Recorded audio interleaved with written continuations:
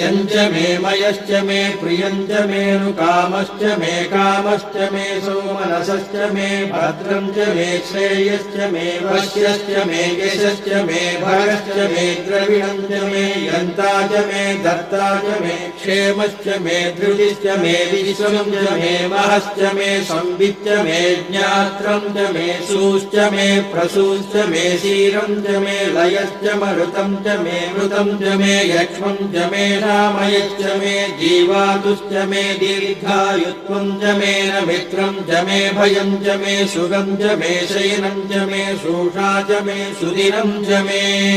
ऊर्च मे सूरुता च मे पयश्च मे रसश्च मे घृतं च मे मधु च मे शक्तिश्च मे सपीतिश्च मे कृषिश्च मे वृष्टिश्च मे जैत्रं च महौद्भिज्यं च मे रयिश्च मे रायश्च मे पुष्टं च मे पुष्टिश्च मे विभुज